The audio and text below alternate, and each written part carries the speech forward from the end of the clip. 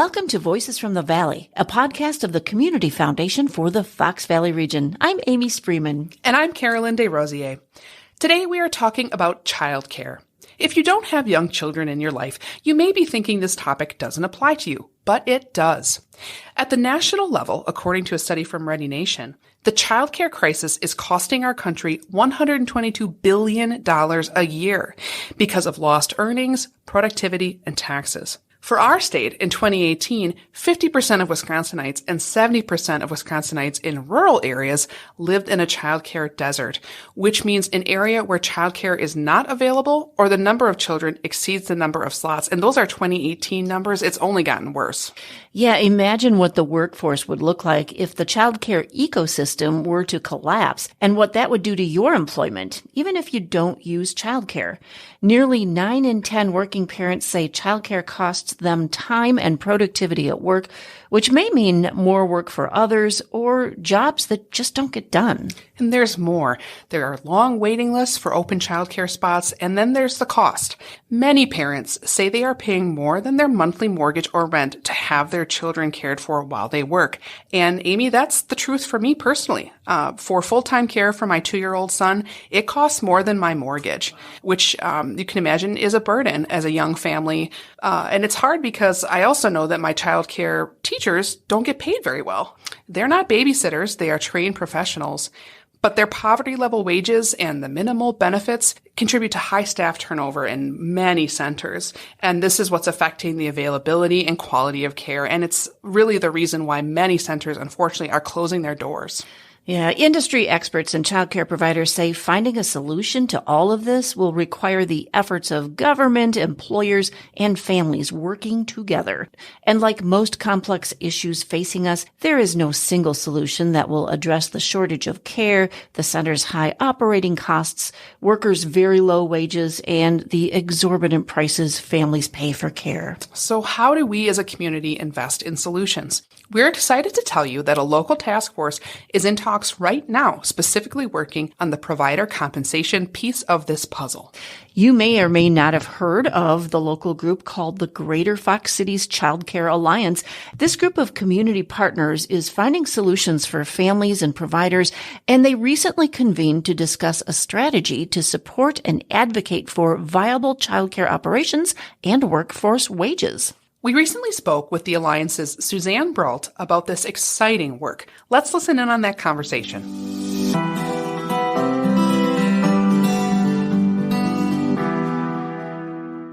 Well, thank you for joining us, Suzanne. We really appreciate you being here. Thank you. I'm delighted to be here. Why don't you introduce yourself and talk a little bit about your role in the child care discussions happening in the Fox Valley? Certainly. I'm Suzanne Brault, and I'm currently serving as a consultant in the region, and I'm currently working with two entities right now. I'm supporting the Greater Fox Valley Childcare Alliance, and then also working with Outagamie County to support the elected officials and staff in terms of potential opportunities to invest American Recovery Plan Act dollars. And we're coming kind of to the end of that. They've actually are poised or have offered to grant opportunities right now. So delighted to see that coming to fruition. Great.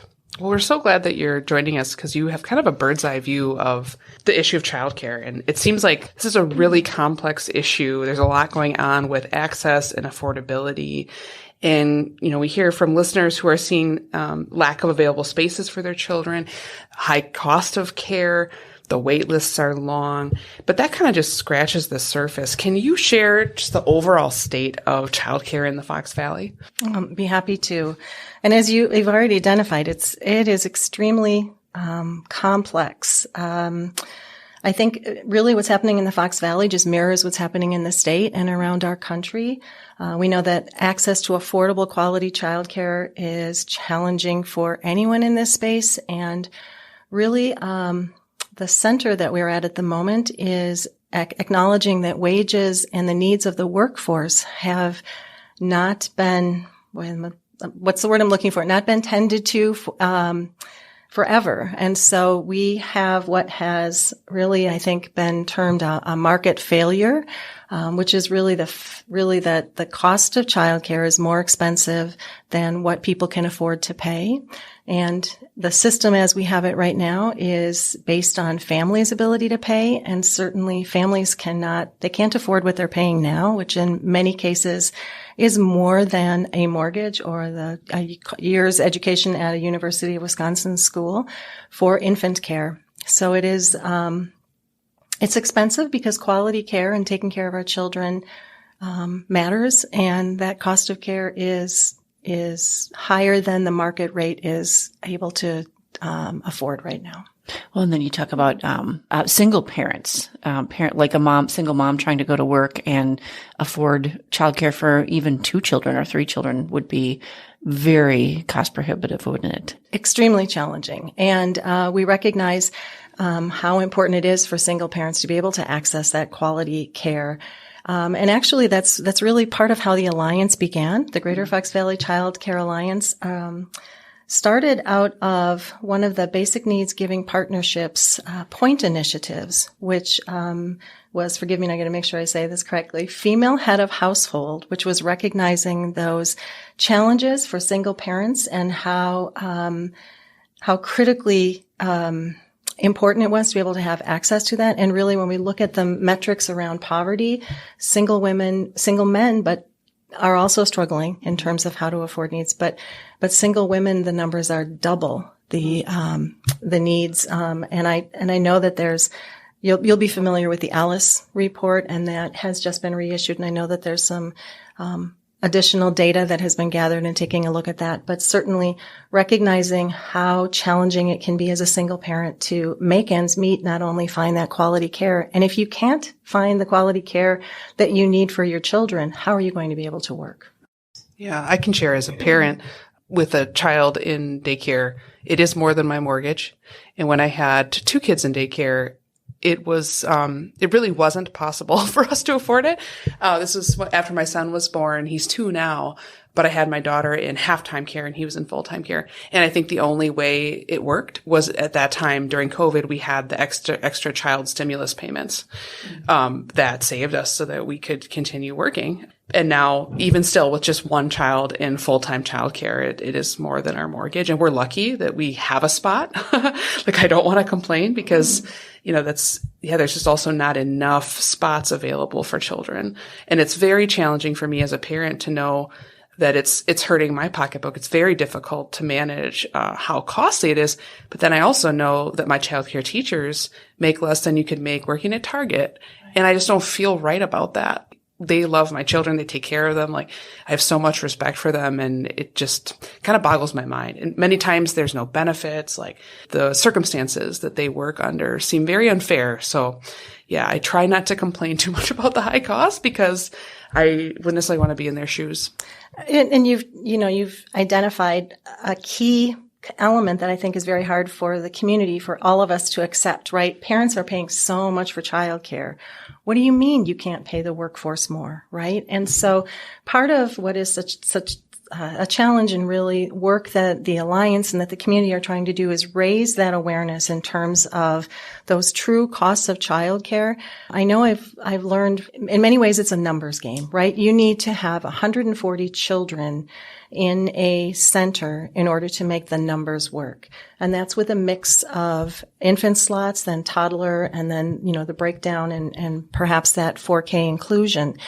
And really what much of that is coming down to is the fact that you need the appropriate number of staff to actually take care of infants and toddlers. And there can be times when people will suggest, well, perhaps you raise, instead of 1 staff person per 4 infants, how about 5 infants? And I'm not sure the last time it was when you took care of an infant, but, when you suggest, I know it's recent for you, Carolyn, but if you suggest, 1 person caring for 5 infants, we're not going to have any providers, quite honestly. So looking at those, numbers of children that are needed in order to make this scenario work, we recognize that smaller providers just are really really stuck, so that you have those set costs of maybe perhaps rental or a mortgage, and then utilities and food costs that we know are continuing to go up. And the only place that there's any flexibility or any room to make those budgetary cuts that you might need, that falls on the numbers of staff, right? And so your workforce is paid those low wages.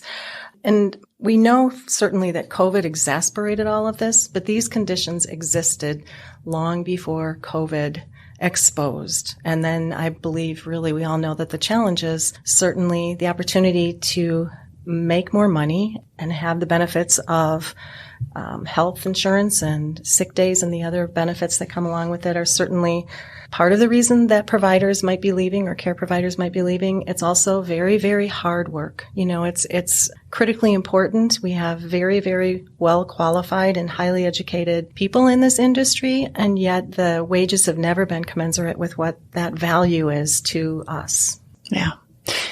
Suzanne, let's talk about the advocacy piece now, because there seems to be a need for advocacy around childcare, and that's what your organization is doing. For somebody who's never heard about the Greater Fox Valley Childcare Alliance, can you share about the work that you're doing, and what exactly is this alliance? Happy to. We are the Greater Fox Valley Childcare Alliance is a network of partners across northeast Wisconsin, roughly Brown County down to Oshkosh area, but the counties that are contiguous around there. Mm-hmm. And we're working to make it easier for children ages birth to 5 and their families to get the high quality, affordable early care and education and family supports and opportunities that they need to thrive. In this industry, we have First 5 Fox Valley, CCR&R. Up in Brown County, we have Encompass Childcare and Family and Childcare Resources of Northeast Wisconsin, as well as the United Ways partnering with us in the Women's Fund. And we all knew bits and pieces of the puzzle, but that was one of the first places we needed to dig in and work to understand the complexity of the issues. And certainly, when we started learning more about it, it just became so apparent that until you address, when we speak to the need for advocacy, till we build that awareness or understand that we need a narrative shift that recognizes how, number one, how important childcare is for children's development and families who are working and need to have access to that good quality care that they need and to be able to afford it, right? But we also recognize that families, when they're going to be working, and we know that in Wisconsin, we have a higher rate than I believe statewide. I think nationally, we have 73% of families with an infant who are already in the workforce. So we recognize that for families to be able to thrive, they need to have that access to the care that they need. So within our alliance, working to understand that system and then developing our system goals and coming to really a focus in terms of where we wanted to work. We identified 5 goals. We want to support a supply of trusted, quality, responsive early care and education slots for the community, supply of skilled, culturally responsive early care educators for the workforce to be in place, viable ECE businesses providing competitive wages and benefits, which is currently our primary focus. And then what is necessary in all of these spaces is that shared understanding and public will to transform this complex ECE system. We really have to understand the needs of providers, and we need to understand the needs of families and children. There's no one size fits all, and there's no silver bullet to fix this. It is going to be really a collection of strategies, trying hopefully different models. And really, I think that openness to recognize that we need to bring different sectors together to work in this space. It isn't up to families to fix. It's not up to the business community to fix. It's not up to government to fix. And it's certainly not up to the providers to fix. And providers have really been faced with the ultimate, why aren't you fixing it, without the broader community and or understanding of the public about how costly it is and how challenged this workforce has been to deliver that quality care.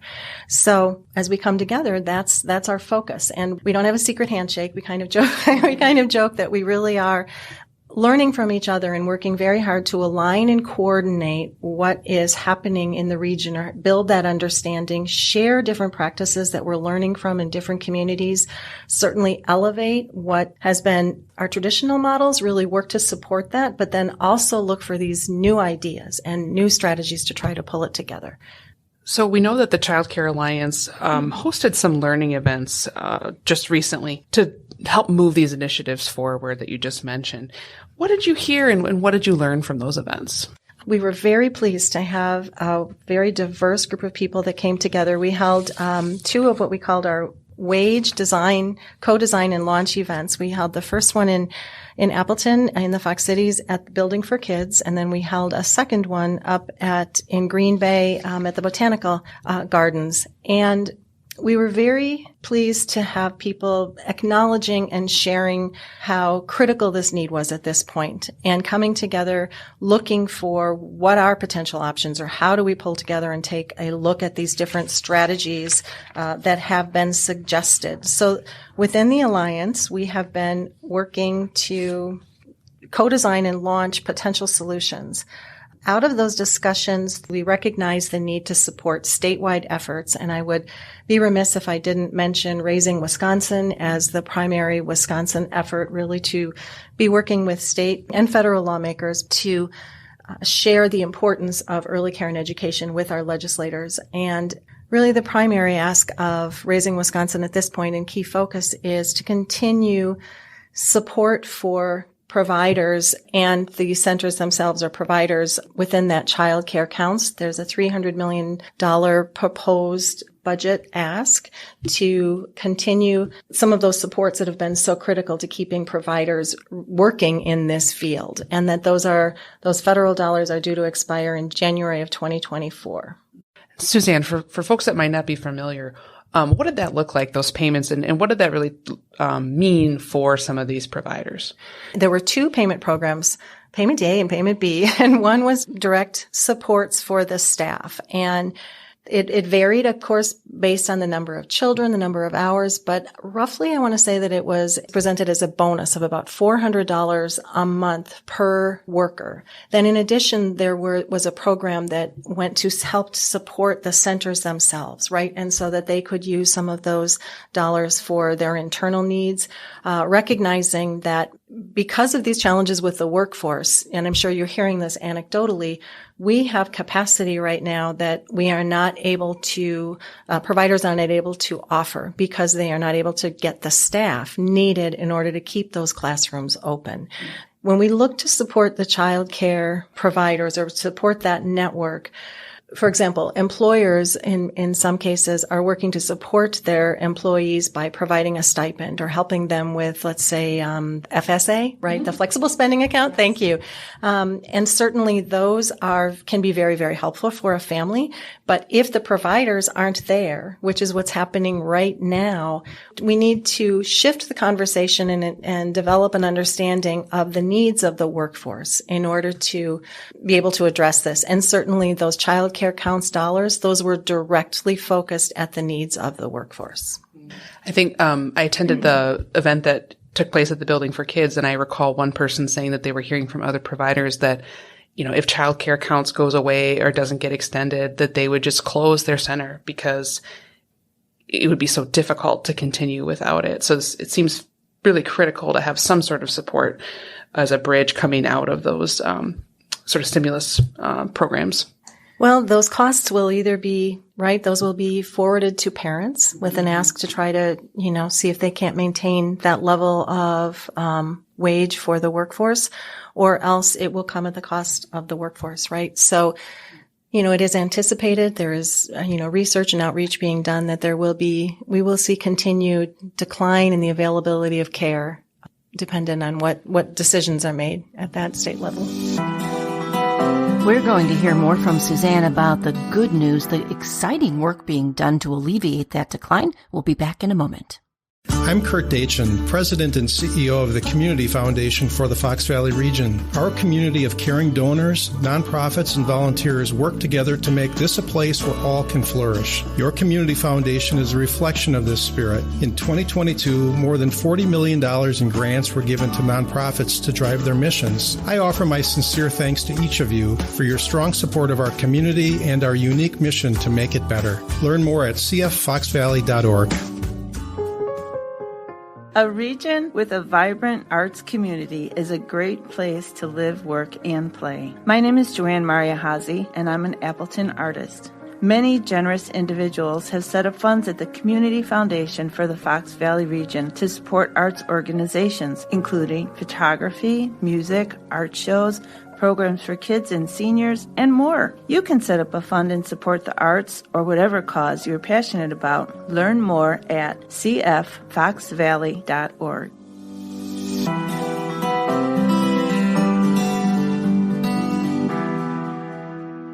So I actually did lose my job. Sorry, a little emotional. That's okay. So yeah. Could you keep up what you were doing, taking care of your kids and working? It was hard. I put my family first instead of my job. Here in Outagamie County, population close to 200,000, more than 1,200 children are on a wait list for childcare. Last November, when this daycare shut down, full-time working moms Virginia Moss and Tiffany Simon took action. Hi. They bought the building, and within 2 months, the physical therapist and data consultant opened Joyful Beginnings Academy, hiring management, 20 daycare workers, and enrolling 75 kids. Can you do that? Why do we got a shovel? It's a small fix in a desperate area. Their daycare already has... Welcome back. That audio is from a recent CBS Evening News report, which we'll link up in our show notes. The news crew traveled to Dale, Wisconsin, a Fox Cities community just west of Appleton, where 2 working moms found themselves without childcare, and they decided to do something about it. Yeah, that's what was so newsworthy about it. The moms decided to take ownership of that building and have just reopened the doors. The spots were filled up immediately, and yes, there is a wait list. Their names are Virginia and Tiffany, and their center is called Joyful Beginnings Academy. Here's a little bit of that visit. My name is Tiffany Simon, and I have 3 daughters and a husband, and we live in Hortonville, Wisconsin, and I'm a physical therapist. And I'm Virginia Moss. I also live in Hortonville, and I have almost 3 daughters due in July. And I work for a consulting firm in Neenah, Wisconsin. Previously, I had been in an in-home daycare or a family daycare center, and she had given me a year notice in order to find new care. And unfortunately, I couldn't find anywhere. And so I was feeling a little helpless on what I was going to do. And when Tiffany's daycare unexpectedly closed, it wasn't just us that was feeling helpless, it was all of our neighbors. And there was about 75 children that needed care all of a sudden. And so Tiffany texted me and said, "What are we going to do?" And I said, "Well, someone has to do something." And by 5 days later, that someone was us. So our solution was kind of a rush decision to buy a building and open a daycare center. And at that time, we had about 40 students, our children. Yeah. And right now, almost 6 months later, we're at 88, and we still have room to grow.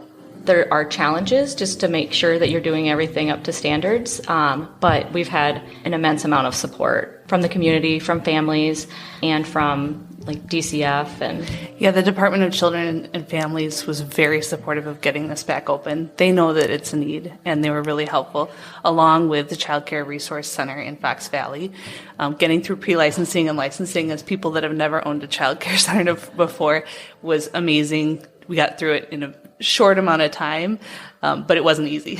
So we are paying staff above the state average, and we just feel like we're treating the staff a little bit differently. As working mothers, we feel like the need for flexibility in schedule, accommodations for sick children are all things that are a priority here, and we want staff to feel that on a daily basis. Yeah, when we go through our interview process, we want to make sure that not only are they a good fit for us, but we have to be a good fit for them. And so we emphasize that they need to meet their family's needs first before they can meet ours. And they'll show up as a better teacher if they have the opportunity to do that. So we want to provide benefits, flexibility. We're hopefully going to be the first childcare center that we know that offers any parental leave, and just items like that maybe in other industries are taken for granted and they aren't available to teachers. As parents and owners, our standards are very high for the food that we're feeding our children, the staff that we're putting in the rooms, the cleanliness of the facility, and the products that we're using around our children are all top priorities. Yeah, and our children, like you said, go here because we still work. And so I'm not going to put anyone else's children in a situation that I wouldn't put my own in. I cannot work if I don't trust where my kids are. I will not be able to do my job. So.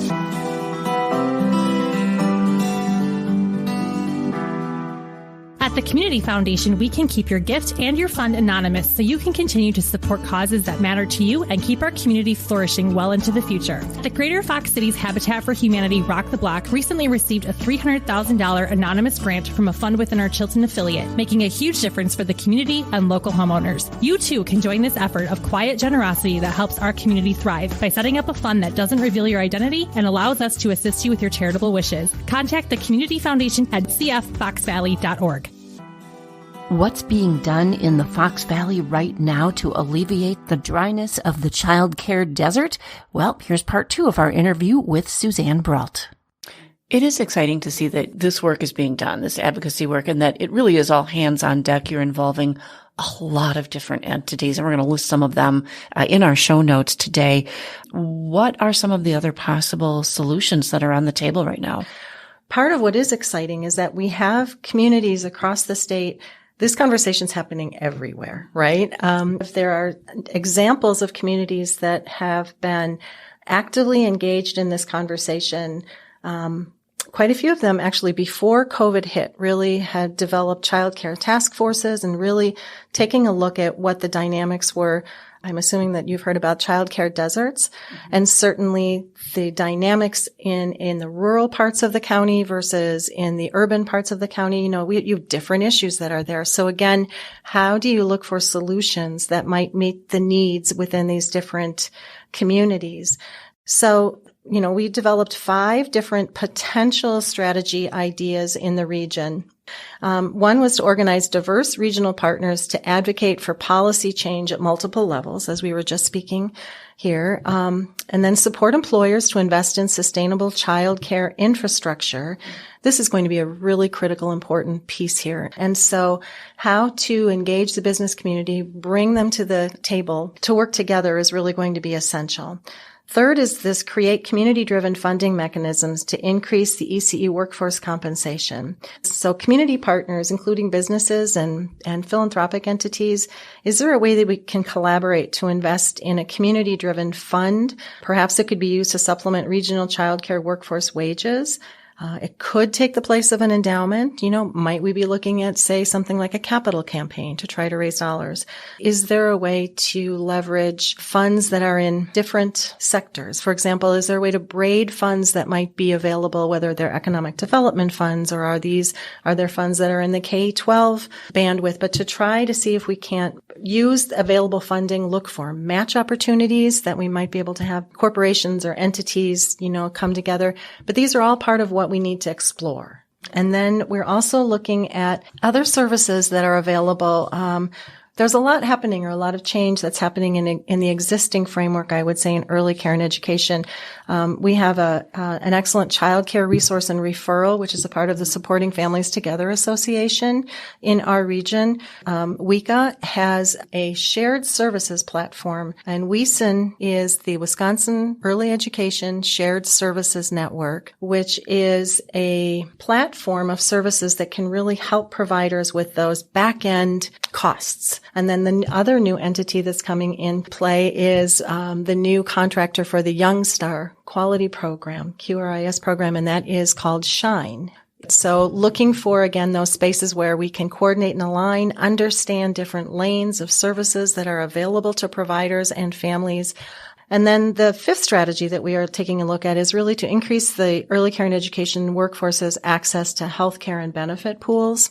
Currently, I know Marketplace is the available platform right now for individual policies. Even when we're speaking of childcare and early care, people will talk about, we'll also know it could be in the form of family, friend, and neighbor care. It could be with a center. It could be a family care provider or in-home care provider. We also look at camps in the summer for children, or people will often refer to it as babysitting, which it certainly, at times, that is the kind of care that you need. But in a system where you need your children cared for while you're going to work, you certainly are looking for those quality resources and avenues to get support for your children's needs. You had mentioned family care and how that plays a role in what you're talking about, because there are a lot of providers out there who maybe don't have a center. It's in their home. How is that tied into this partnership? It's an extremely important piece of the child care picture. And it's been challenging because in Wisconsin, in the 10 years prior to COVID, in-home childcare providers actually dropped by 61%. There are a lot of different reasons that are coming into it, but certainly what the providers were able to earn, I think the average pay, if I'm not mistaken, is right around $7 to $8 for family care. And certainly, the costs, again, remember we were talking about the numbers game, that you need 140 kids in order to make these platforms work. It is also the area that I think has the most potential. If we can work with family care providers and really learn what their needs are and how can we best address their growth and their need to build strong, independent businesses, because in honesty, that is what they are. They are a small business. So what are the supports that are needed in order to support these family care providers? And we also recognize is that there are pieces within that space that we need to explore further. We will many times hear families' needs that they're looking for culturally responsive, or language needs that a family might be exploring. Another example I can give you is, say a family may have needs for care in that second or third shift.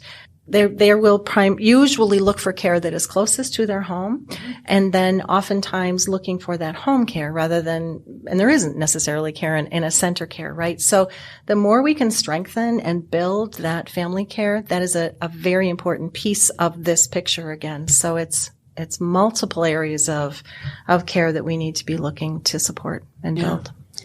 Well, you mentioned something earlier I think is really interesting, the narrative shift around childcare, the importance of early childhood, and who should be caring about it, or whose responsibility is it? Is it the family or is it our communities? And so in that spirit, if we have listeners that are concerned about childcare access and affordability and the way it affects their community or affects their workforce, how can they get involved? What could an individual do? First and foremost, I would say work to educate yourself or learn more about it. I think part of the narrative would be recognizing how critical it is for that early childhood development. 90% of a child's brain development happens by the age of 5. So it is, certainly to read as much as you can or listen and really understand more about what those dynamics are. Our Alliance, we have a newsletter. We'd love to have people sign up and get our newsletter. We use that as our main communication tool and are always looking to expand and share the information as well as encourage people to join us. Yeah, we actually are going to be posting a link to your newsletter so people can sign up for all of your updates. And I know you've got more opportunities for parents, for people in different nonprofit entities, for businesses. And that's so exciting, Suzanne. So thank you so much. We're actually very excited to help you share this news. Excellent. We do have 2 more strategies or 2 more action teams that we will be developing down the road. We're just working to actually launch this first one. So lots of places that we can use the help, and we are happy to engage anyone who would like to join us.